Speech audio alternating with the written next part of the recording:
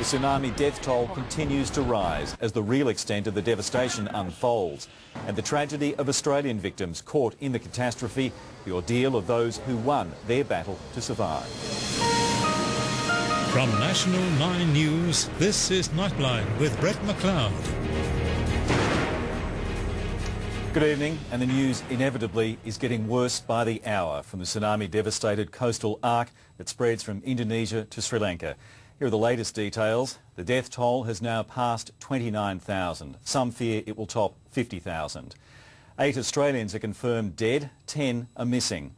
A new tragedy is unfolding along a remote resort strip in Thailand. And with many bodies still trapped in debris, there's a growing threat of disease. At home, the PM has reaffirmed Australia's aid effort. I'll be talking to Mr Howard shortly. Meanwhile, emergency services are stretched to the limit along the ravaged coastline that was once a tourist playground. From Phuket, Brad Schmidt has the first of our reports. At a local Phuket hospital, ambulances continue to bring in the dead and the injured. Sydney couple Les and Diane Boardman are among the lucky ones. Both barely escaped with their lives when the tsunami turned their holiday into a nightmare. And I just got jammed up between a post and a car under the water.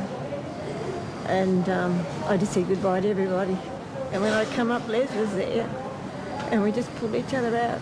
Les and Diane lost everything, money, air tickets and passports, but saw others lose their lives. The sad thing for me was that there was a guy beside me and he was thrashing around and I couldn't save him. I mean, he just went. In another ward, a man comforts his young son who remains in a state of shock, but he's learnt that the rest of his family have also survived. Everyone is safe, yeah. Today I cry in happiness.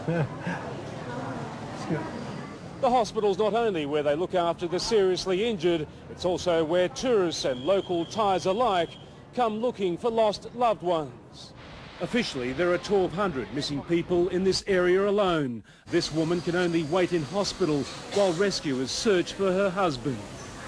Draw myself up there, but my husband never came up again. Nearby, 2 German boys have lost their mother and father. They lost, they miss their parents. Their parents are German too, and we don't know where they're now. Tragically, there was confirmation today that the body of Melbourne teenager Paul Jardina, who has Down syndrome, has been found. Our concerns still run very deeply for many Australians, and I think the community should be prepared for a relatively high death toll. Those who can get out of Phuket are leaving in droves. The local airport is full to overflowing with foreign tourists. The Thai government is offering free flights as a way of taking the pressure off the island's shattered infrastructure. However, for many foreigners caught by the tsunami, it's not as easy as just queuing for a flight. Hundreds have lost their passports and travel documents. Foreign embassies have set up makeshift processing centres to issue new papers. Australia has set up 2 consular offices on the island. It's an effort that's likely to take some time as foreigners flock to Phuket from the outlying islands. We hear the helicopters, so we've understood that there was a rescue operation coming, so we were confident in that matter. As the tourists flood out, relief supplies are beginning to trickle in. In Phuket, Brad Schmidt reporting for Nightline. And the 9 Network's Sean Devitt, a producer with the 60 Minutes program, is in Phuket in Thailand and joins us now by video phone. And Sean, details appear to be slowly emerging of another major tragedy at a tourist centre just north of you. Yes, distressing details actually, Brett, emerging from the area known as Koh Lak, which is about 100 kilometres from where we are here at Phuket. It's a more isolated, remote sort of holiday destination, and first reports say that there are already at least 200 bodies in a makeshift morgue up there, and of those 200 bodies already recovered, reports suggest up to 70% of them may be tourists, with the death toll in the region of Koh Lak estimated to rise to as high as 800. Now, other reports say that the problem has been that the roads have been cut off to Koh Lak for the last 2 days, so no heavy machinery or emergency supplies have been able to reach the people there. It's about a 30-kilometre stretch of resort hotels, popular among people who like to lie on isolated beaches or go for a jungle trek. And some of the pictures we've seen show the initial surge coming through, and that surge reaches at least to the first story of those hotels. Now, from what we understand, many people at that time were trapped in that lower story, and that's where many of the bodies are still now. The problem being that, like I said before, access to those hotels has been very difficult at this stage. It sounds like Thailand, like other affected countries, will have to take some time before it knows the death toll finally, because of the sort of problems you're talking about in getting access to these remote areas. Yes, indeed. I actually spoke to a chief medical officer here in Phuket, an Australian fellow, Peter Davison, who runs Phuket International Hospital, and he told me even today on day 3 they are still treating hundreds of outpatients a day, people presenting symptoms that they may not have had a couple of days ago that are now just surfacing. But he said on a better point, there are only 5 Australians left in his hospital there. Another was discharged today. So there's been no need to evacuate any Australians back to Australia, although they had evacuated by air some other tourists to Bangkok overnight. All right, once again, Sean Devitt in Phuket, thanks for your time. Thank you, Brett. Sunday's tsunami hit the exposed coastline of Sri Lanka with sudden ferocity, catching the country with next to no warning. Almost by the hour, the death toll there is increasing by terrible leaps. The latest figure is more than 15,000. As well, hundreds of thousands have been left destitute. A current affair reporter Simon Boda is in the Sri Lankan capital, Colombo. Oh my God, look, it's just coming in now, right over the swimming pool. This is the first wave, a surge of water with the weight of an ocean behind it. Get inside, come on guys. The pool is quickly swallowed as those staying at the luxury resort retreat to higher rooms. Yeah, how high is it going to go? Okay, I'm getting frightened now. The third wave that hit the hotel devastated the bottom half. And then it broke the big window, and all of a sudden it was full of water, the whole room. Of the staggering number of those killed by the disaster, it's believed more than half are from this country. 70 are said to be foreign tourists, only 17 have been identified. There are lines and lines of bodies. Hospitals already under-resourced, now helpless. Amongst those scenes, Australian woman Asha Balachandra, who's desperately searching for her mother, along with her grandmother and aunt. They were swept away by the tidal wave. She hopes, like her, they survived. Locals are beginning to return to the rubble along the coast. Road and rail is crippled. Up to 1 million people are said to be without shelter. Bottled water and clothing now precious goods. Hundreds of foreign tourists are at evacuation centres and the airports. Dead bodies around, dead dogs all over the road. We all feared that we would lose our lives, but fortunately, touch wood, everybody got off. Along the east coast of India, the first wave drew crowds to the shoreline. The second swept them out to sea. Most were unable to swim, the swirling currents and debris pulling them down. It's not known if these people survived. The tsunami charged inland across a flat coastline and it met little resistance, sweeping boats and homes before it. Fishing villages were hardest hit. Thousands of people remain unaccounted for. For some, the grieving process has already started. Others are lighting candles for the missing. Off the south coast of India lies a group of 1,200 tiny islands called the Maldives. Until the weekend, it was paradise on earth. No Point is more than 2.5 metres from sea level. The tsunami washed right over the top. 5-star luxury huts on stilts, now matchwood in the sea. The water just came up like a gigantic wave and took the water bungalow. We hid up the tree and went higher and higher until we were right at the top. In every country, it'll be weeks before the true cost of this disaster is known. In Colombo, Sri Lanka, Simon Boda reporting for Nightline. The sheer remoteness of Indonesia's Aceh province has until now hidden the extent of the tragedy unfolding there. Up to 6,000 people are confirmed to have perished in the onslaught of the Boxing Day tsunami, but many parts of Aceh still have not been heard from or reached by rescue crews. Those assigned the grim task of burying decomposing bodies simply can't keep up with the ever-increasing toll. But they continue because the sheer numbers of the dead have prompted fears of a major disease outbreak in Sumatra's worst-hit province. A jumble of bodies remain uncollected on the beaches and streets. Survivors continue to search frantically for loved ones amid the rubble.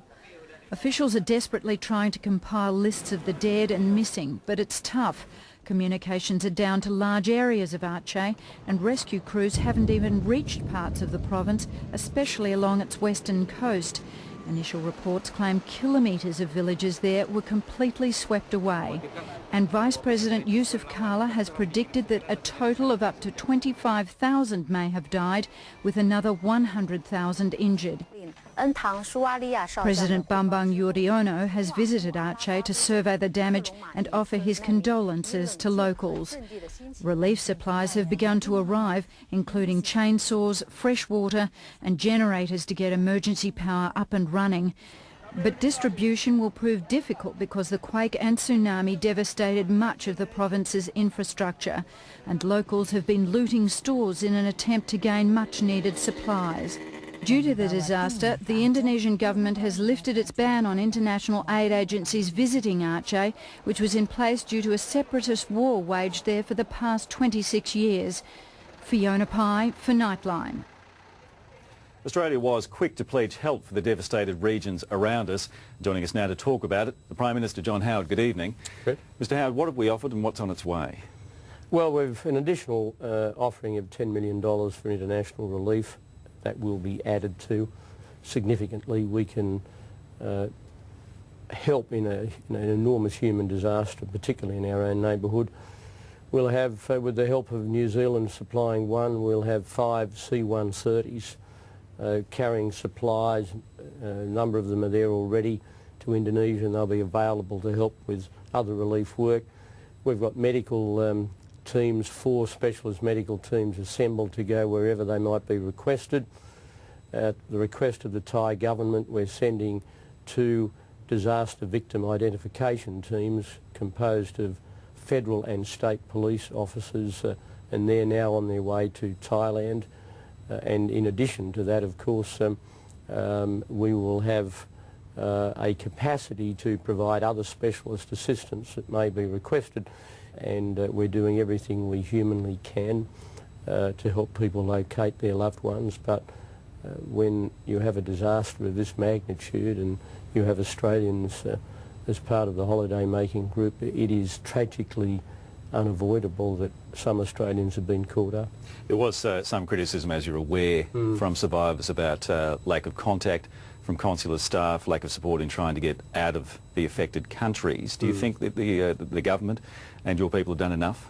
Well, I do. I think that they've responded magnificently. I mean, I think in a situation like this, no matter what you do, there will be some criticism, but we had people in Phuket within 24 hours of it. We've spent more people since. We've effectively set up a branch office of the Australian Embassy in Thailand in Phuket in the Hilton Hotel. This is the main area where Australians have been holidaying. We've got a Virgin Blue aircraft on the way, and I want to thank the company for their offer, carrying people with a capacity to bring about 175 Australians who want to avail themselves of the offer home. We'll continue to do all of those things. We've brought back consular staff from holidays. I think the Foreign Affairs Department has done a terrific job in a very difficult situation. Is this something where, tragic though it is, the experience that Australia had with Bali can actually be of some benefit? Yes, it is.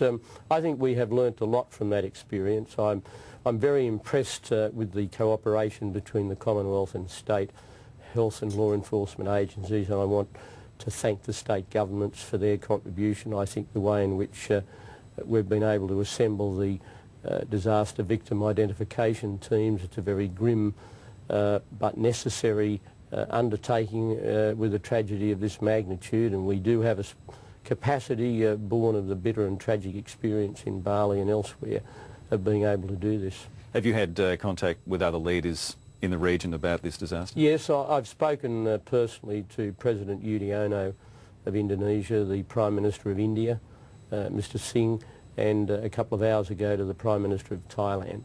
And they are all very appreciative of the prompt way in which Australia has responded. Are they looking for specific areas of aid? Well, in the case of Thailand, the particular thing they asked for, we were able to provide, and that is help with victim identification. The scale of the disaster in the other two countries is such that help of a medical kind is obviously essential. This is an occasion where Australia must be open-hearted and generous, and we will be, to our neighbours and our friends. Many of these countries have poor infrastructure. They don't have the sophisticated public health systems that our societies do. We have to understand that, and we have to dig deep as a government, and I hope the public digs deep to help the people who are victims. Looking to the future, there are calls even within your own government for some sort of early warning system to be set up in our region to prevent this. Well, we have one in the Pacific. It's really a communication of the warning that is needed. You can't do that without all the governments of the region. Obviously, we play our part in that. Would you be willing to discuss that with other governments? Absolutely, yeah. But I think at the moment they are totally preoccupied with dealing with this crisis. But absolutely, and we will do everything we should do as a good friend and a good neighbour of countries in our region to help. Okay, Mr Howard, thanks for your time. Thank you. Aid agencies around the globe are now engaged in an enormous relief effort which could prove one of the most costly ever mounted. Clean water, food and shelter are essentials for the survivors, but supplying such a wide area will cost billions. Tens of thousands lost their lives in the first wave of destruction, but there are now fears disease could claim the lives of many more. The biggest single problem is contaminated water. We're looking at waterborne infections, upper respiratory tract infections, diarrheal disease, malaria. Australia has joined the aid effort, sending 4 C-130 Hercules aircraft to Sumatra in Indonesia, one of the region's hardest hit. Water, water storage containers, emergency shelter, medical equipment. In the Maldives, food, water and clothing are being distributed by aid agencies, with temporary shelters set up for the thousands left homeless. But it's a relatively wealthy country. Many other areas are much worse off. The UN says while it's not the biggest natural disaster in history, it could be the most expensive, with relief efforts expected to cost many billions of dollars. The effects may be the biggest ever, because many more people live in exposed areas than ever before. Foreign Minister Alexander Downer says Australia is now launching an initiative to establish a tsunami warning system across the Indian Ocean. We wouldn't want to see the opportunity lost of saving lives in the future coming out of just there being a lack of any kind of warning system. Australians are now being urged to dig deep. The aid agencies say at this stage money can be put to much more use than household items. You can make your donations to the Red Cross, Care Australia, World Vision and Oxfam. Mark Ferguson for Nightline. As the PM mentioned earlier, a team of identification specialists from the Australian Federal Police is now heading to Thailand. The team, some of whom worked in Bali after the nightclub bombings, is made up of officers trained in pathology and forensic dentistry. Their flight, on a plane made available without charge by Virgin Blue Airlines, will return with stranded Australians, mostly those who lost their passports.